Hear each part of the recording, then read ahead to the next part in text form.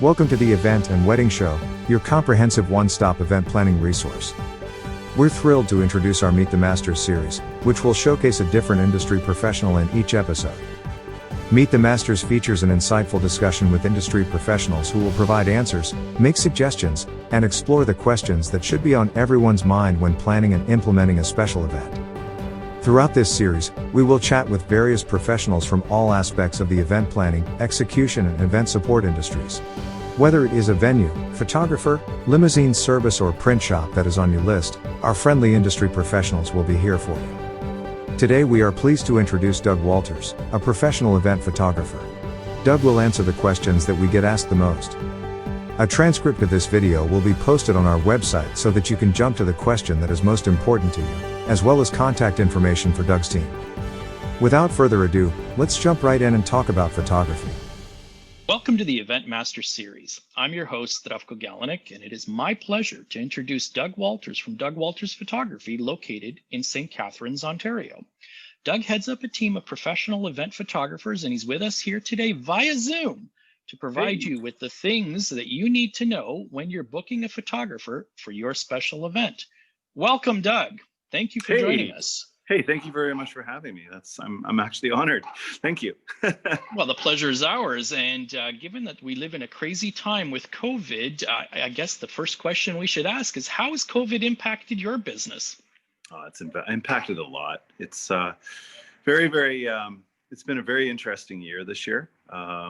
We've had pretty much most people that have booked for this year have postponed to next year. And we've tried to make that transition really easy for the people and just trying to be as helpful as we can.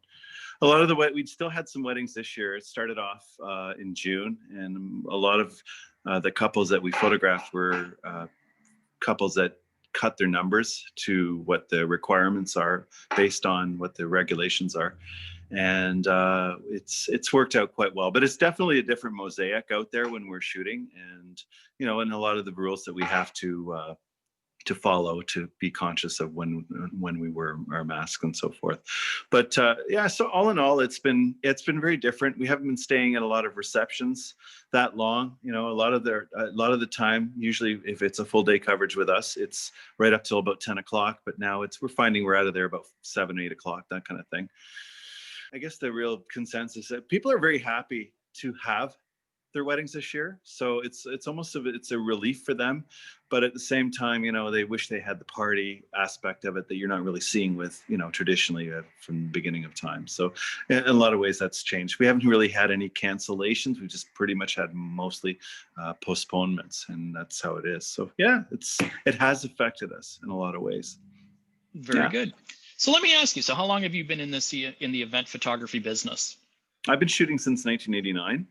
So 31 years. So you're new. Yeah, I'm new. Yeah, I've been doing this pretty much all my life. I shot my first wedding in '89, and I didn't like it.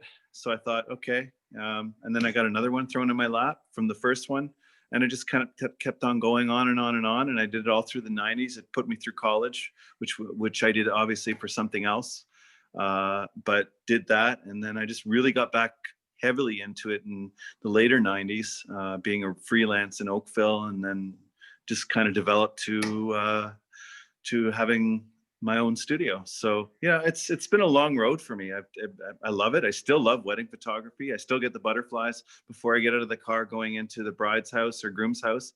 It's still exciting to me, and especially with this year being shut down for 3 months. I'm cherishing the fact that I'm out there photographing people. It's a great feeling, So yeah. Fantastic. So other than weddings, what other types of events does your company photograph? Well, we do passports at the studio, so we do that on a day-to-day business. That's photography, that counts. I do corporate events. I do real estate. I do portraits, love doing portraits, family portraits, executive portraits. I'm also really starting to get into pet portraits. I enjoy that. Pretty much Happy everything. Howlers, there we go. You gotta love the kitties and the puppies, that's for sure. So do you generally shoot digital? Are you doing some film? I know there's been a push to go back to film for some people in some types of events, predominantly in the wedding space. Are you seeing that at all, or is that sort of a niche that's come and gone? No, I stopped doing film photography back in 2002. I picked up my first digital camera in that year, and I got to tell you, it's like a new tool. It took me a while to get used to it. The fact that there's instant gratification every time you photograph something, opposed to waiting for your proofs to be done, at the photo store or at the professional photo store. Mine was Strahd's Color Lab. So I didn't have to worry about, I don't have to wait for my pictures anymore, but it's just, so I never really I was always happy that digital was there, because it did make things a lot easier. It's a lot more work too, because you have to do everything yourself. It's not the photo finisher that's doing it. But ever since, and it took a few years before I really, I was really 100% happy with the quality. My go-to comparison was really medium format. I was a Bronica guy, so and a Mamiya. But I always wanted to make sure that, the quality was going to be at that. And I think around 2005, 2006, we started seeing that with the blowups and so forth. And, I can never really look back to going back to film. I just don't, the quality these days, the best record keeper is Kodachrome, slide film. That's always going to be your best record keeper, but we're so close with our digital now. Like, you're seeing cameras with 50 megapixels now, and it's so clear. And in wedding photography, you never know who's going to be blowing them up to 24 by 36, who's going to put them on top of their fireplace with a 30 by 40. So you want to have the best quality possible. And no, I don't see myself ever, like, I've heard of photographers that it adds that creativity with film. I don't see a need for that anymore. I think I have all my film cameras up on a shelf, and you know what? Honestly, I don't see myself ever taking them down and using them again. They're great, just to look at, kind of thing, for people like you to say, well, I remember that camera, you know what I mean? And all that kind of stuff. So, yeah. So what would you say to someone who wanted their event photographed on film? Well, honestly, I haven't picked up my Bronica probably for about 5 years. I would probably decline the job, honestly, because honestly, I don't know how that camera's going to act in a wedding situation. And you know how it is, one shot deal, that's it. It's been a long time. If I had a lot of people ask for it, I would probably consider bringing my cameras back and getting looked at and checked, but there's no need for it right now. So, or ever. Would you say that you can simulate the look of film using digital in, say, something like Photoshop or in image editing? Like, because film does have a unique look to it, that is generally isn't seen with digital. Digital is generally sharper and crisper, and the contrast is a little stronger. So some people might like that. I honestly, for me, it's been there, done that with film. I would never look back. I really wouldn't. I just no need to, and the cost factor of it as well. Like, I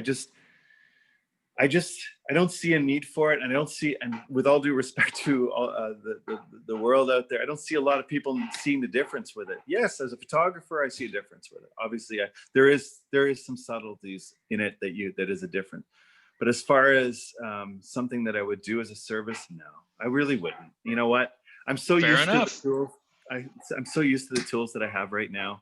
I'm not going to deviate from that, and we're just, I'm just going to keep doing what I'm doing with it. Yeah. So one of the things that we've noticed this year, especially with the COVID, is that a lot of events have gone from being indoors to being outdoors.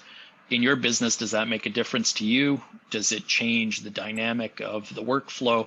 Is it something that people need to be cognizant of when they're booking a photographer? Well, I guess the key is weather. It's going to depend on the weather, and that's a problem. And you see that with restaurants too, with the patios. The restaurant's only as good as the weather outside, right? So, yeah, that's something. an outdoor venue is only when the conditions are right. The best weather, if it's raining, if it's cold, no one's going to want to sit out there in the cold.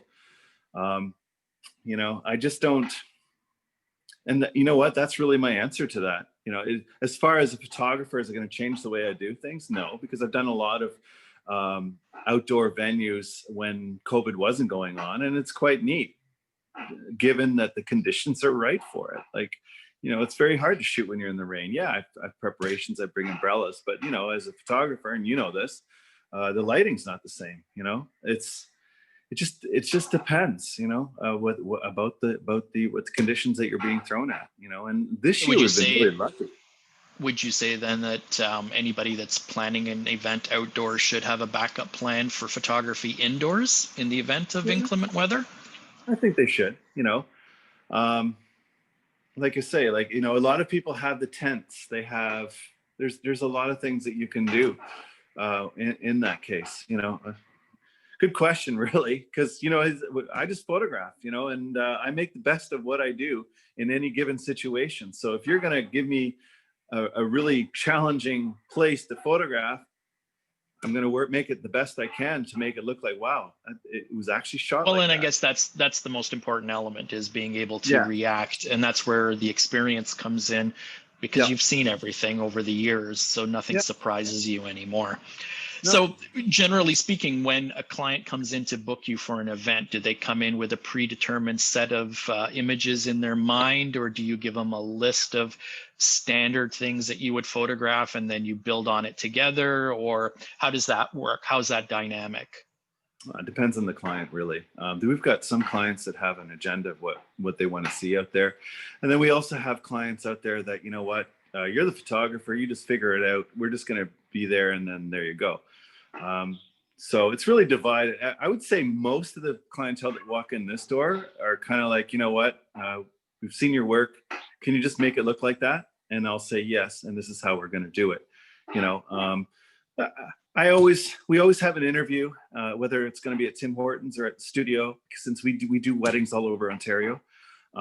So it's kind of like, they're going to tell us what their wedding day is going to be like, and where it's going to be and so forth, and what their ideas are. And then based on the experience that I have, I'm going to tell them what's possible, what's not possible from them, or what's going to be harder. I can never say impossible in this, because you always want to make the client is that is the most important thing. So you're going to do the best you can to make that vision work, even if it's going to be tough. And some of my best work has been when things have been tough. And anyways, going on to it, we just kind of go through what their schedule, go through what the feasibility of, doing things at certain times. And then we have our suggestions out of it. And 9 times out of 10, they'll go with our suggestions out of it, because they're going to trust in what we've done in the past. But the bottom line is, I really take charge on, what we're going to do based on the experience that we've had. And I think that's really valuable to a customer, because they don't want to be doing the pictures themselves. They don't want to just, the photographers can do whatever you want. No, the photographer's got to take charge. And the customers want to see that. And they want to see that you take charge with a smile. So if people are shooting over you, you don't say choice bad words to them. You're just nice to them and say, if you just let me do my thing first, and be that, that nice guy. Exactly. So you mentioned that your coverage is all over Ontario. So obviously you have a team of photographers that you work with. Yes, we do. Okay, and then do the clients get to meet the photographer that's going to be working at their events? And is this something that nowadays we would be doing it via Zoom? In the old days, it was in a coffee shop or in an office setting or whatnot. So did they have the opportunity to meet the team that's going to be working at their event? No, they don't. What they're going to do is our style is pretty much the style that we do. And all the other photographers are going to go into the style that I do. And I train that with the photographers that work with us. So we don't really assign them, they don't meet the photographer until the wedding day. And we make it very clear to the customer about that. All the photographers that work with us, they have, they're very experienced, 10 years experience. They're professionals, they're full-time, and they've been working for us for a long time. So yeah, that's how we do it. Very good. So how far in advance does a client need to book you if they're going to book you for an event? Now, I know right now it's a little difficult given the whole COVID thing, but generally speaking, in a normal year. Well, we have people that have booked probably about two years before, which is very rare. A lot of them will book, 7 months before. That's usually the norm. They meet us at a wedding show in January, and that's when a lot of our volume of when people book. We also have people that book a week before the wedding. We've had that. We've had a photographer from another company cancel on the Friday night before a Saturday, and we were able to accommodate them. So it's really all over the place. We always say, try to book early because we do book up pretty fast. We do a lot of weddings per year. And we also have a lot of things that we're doing before the wedding as far as engagement shoots. We always like to do that at least 5 months before the wedding so we can, this is how we do photography. This is what we do with you, that kind of stuff. So there is an interaction with the guests prior to the day. Yeah, I always want to do that. So then we are both comfortable with each other and so forth. Yeah. So now, because you go all over Ontario, do you charge a travel fee or a lodging fee on top of the regular service, or is that just all factored into the booking cost? Well, we always take a look at the booking first before, for where it is. As a general rule, anything on Ontario, we don't charge anything for extras. If it requires us to be lodged, then we're going to ask the customer to pay that. But as far as mileage or gas, we don't charge for that. And people are very surprised about that. The only thing that we charge for as far as extra is the engagement shoot. So for example, we're in St. Catharines and the engagement shoot's up in Innisfil or something like that. Just throw us some gas money, $30, $40, something like that, and we're good. And then we just kind of. So it's not unreasonable. No, it's not. And then we try to be as reasonable with everything. Now, if somebody wanted to book you for a destination event, a corporate retreat, a convention, life celebration, not a problem. It's something not a problem. As long as they're paying for the lodgings and they're paying for my flight here and back. That's all I. And obviously, the last time I did that, I went to St. Martin, and I was there for 4 days, and I only had to work for 1 day. But I offered to do other things for them on the beach and stuff, on other days. So they're always getting a good bang for their buck kind of thing. So yeah, I've done that. Now, we did talk briefly about equipment. So generally speaking, what type of equipment are you using? Is it DSLRs? Is it medium format? Nikon DSLRs. That's what I'm using. I usually carry about 3 cameras with me, and then I have one in the car. So, I carry a lot of backup because things break, and that's just the way it goes. And when I'm shooting a wedding, I usually shoot with 2 cameras, different, so I don't have to mess around with lenses. I've got the long lens, and I've got the wider lens for big groups, and it's all, I have it on the belt, so then I have easy access to it. But I always carry extras with everything. Another big thing that I'm really big on is backup. So I always make sure that I have double cards every time I'm shooting anything, because those cards, they break. Doesn't matter how much money you pay for them, that they will always, at the end of the day, I wouldn't want to have it where I have to go and hopefully retrieve a wedding. I want a sure thing.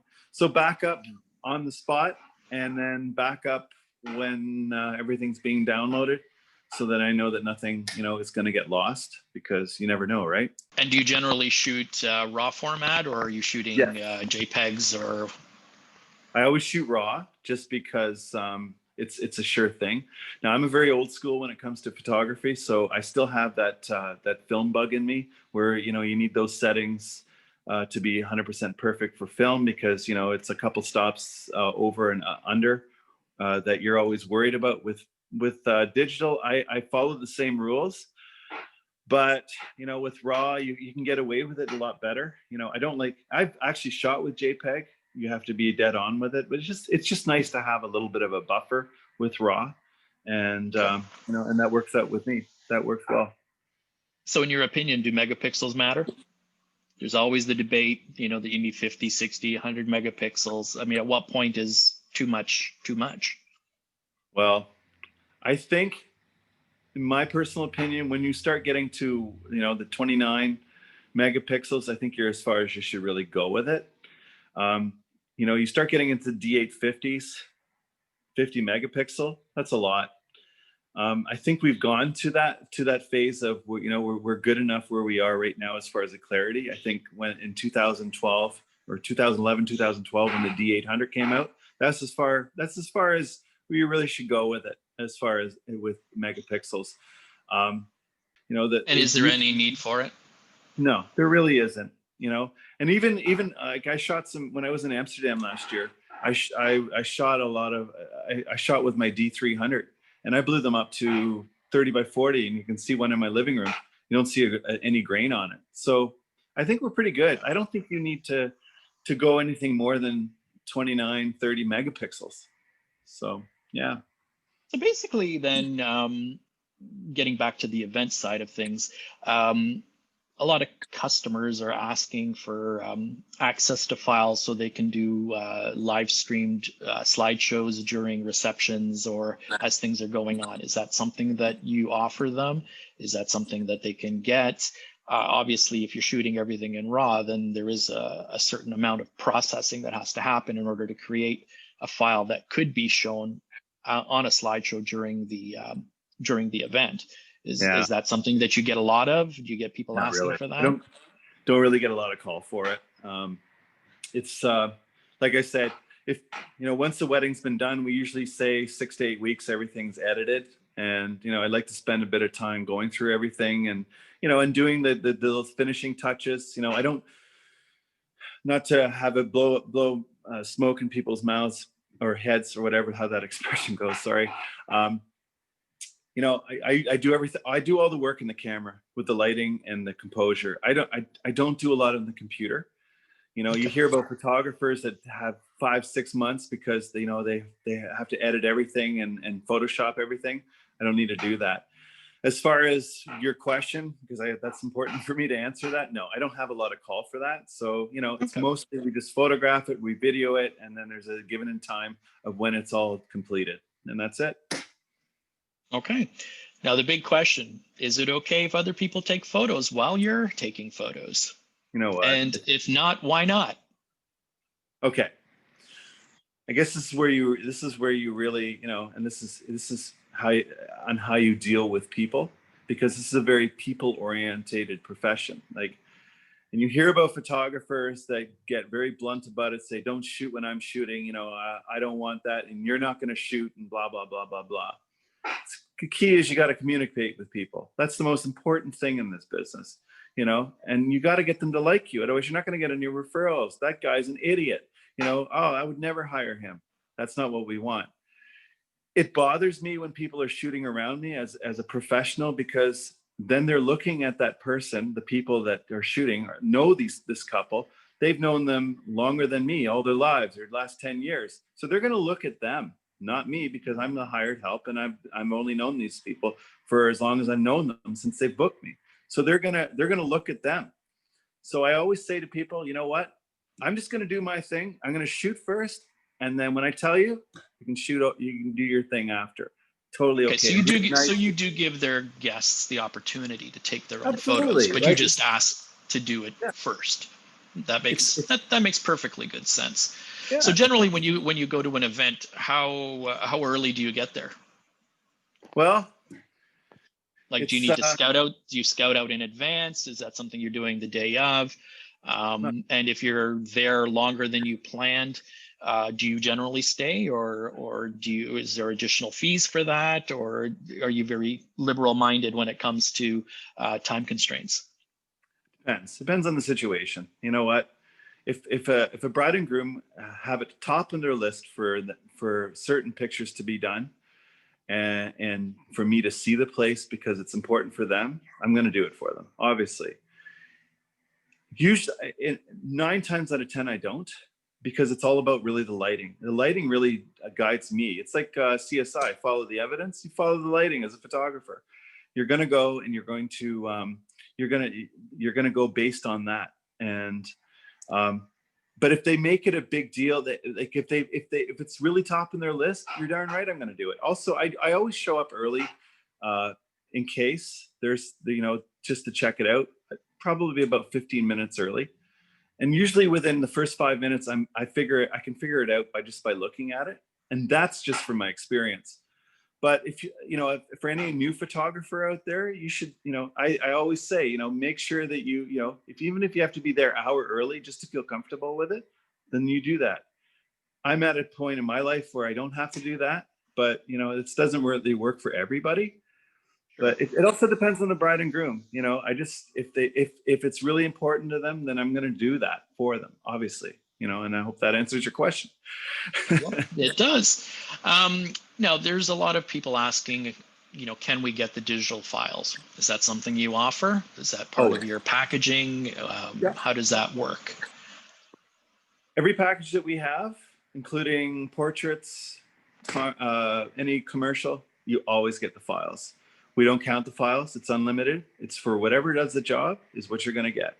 So if we're going to be shooting a wedding for the full day coverage, the hours from that 10 to 10, something like that, you're going to get all the files. You'll get all 1,200 of the edited files. You're not going to get everything because you don't have pictures of my license plate and my foot, but all the files that were of interest for you guys.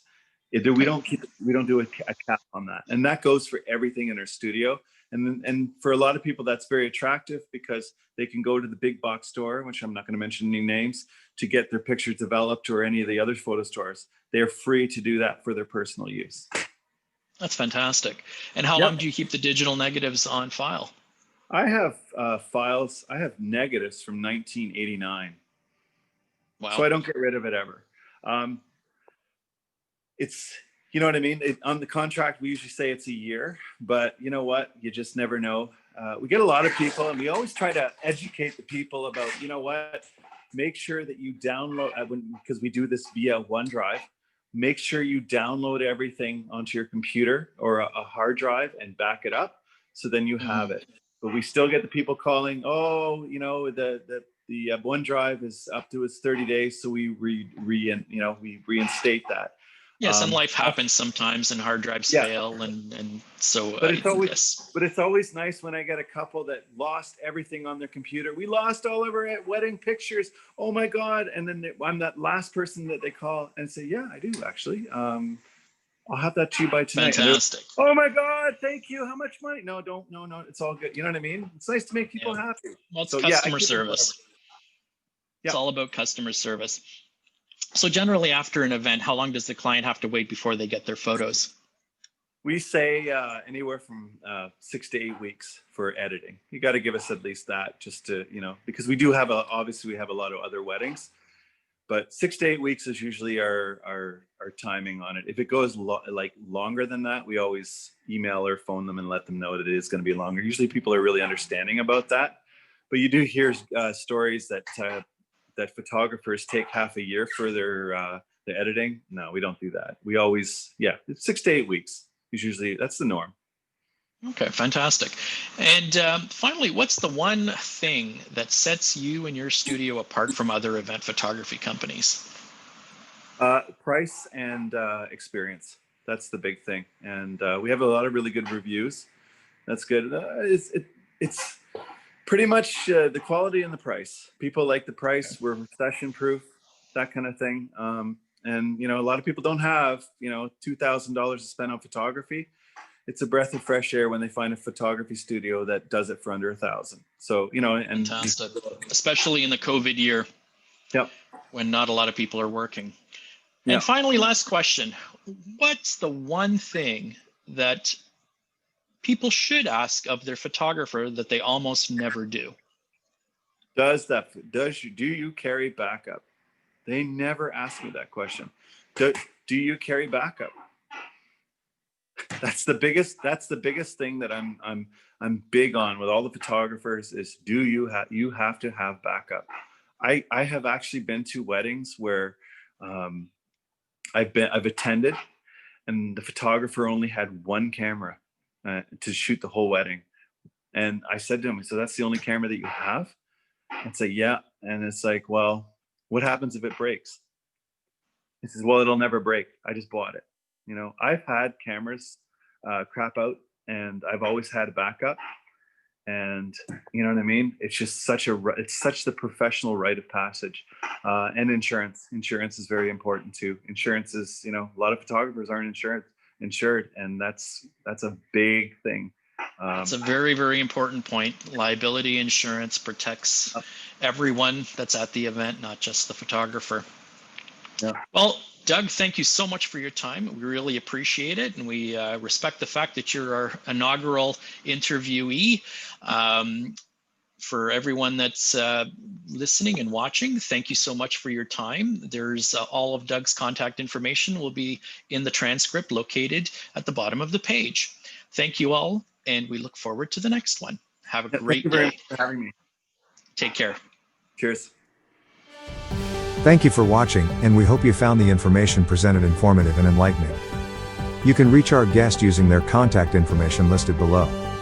Please consider subscribing to our channel to ensure you're notified as soon as the next episode is available. Take care and be safe. We look forward to seeing you at our next episode.